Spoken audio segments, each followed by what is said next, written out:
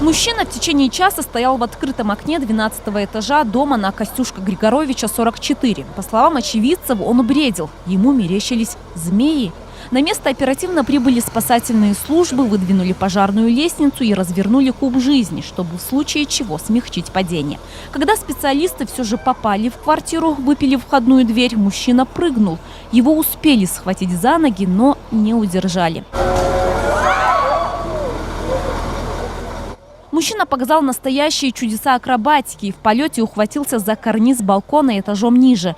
Повиснув на одной руке, читинский Человек-паук сначала подтянул шорты и только потом залез в окно, которое, к его счастью, было открыто. Следующие несколько часов мужчина с лицом полным невозмутимости провел, сидя на карнизе, время от времени вставая и наклоняясь в сторону большой высоты.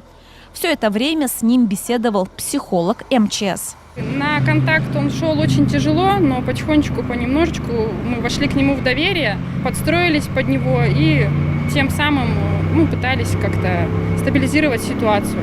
А суицид был мнимый или это же Значит, все же? суицид был демонстративный, у него не было намерений покончить самоубийством. Скорее всего, нужно было, чтобы на него обратили внимание, тем самым он, наверное, хотел что-то доказать не самому себе, а своим близким. Когда уже начало смеркаться, к полицейским подошла заплаканная девушка, назвав себя родственницей мужчины. Ее впустили в квартиру, где работали специалисты. Когда наши методы были уже исчерпаны, мы решили пойти немножечко другим способом, тем самым привлечь близких родственников, чтобы хотя бы как-то найти взаимодействие с мужчиной. Спустя длительное время Руфера все же удалось силой затащить внутрь. Толпа зевак разразилась аплодисментами.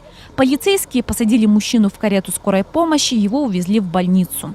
Квартира, в которой поначалу находился мужчина, оказалась арендованной на сутки, по словам хозяйки жилья. Мужчина утром был вполне адекватным и подозрений не вызывал. За отказ от прохождения медосвидетельствования в его отношении составили административный протокол. На данный момент мужчина задержан.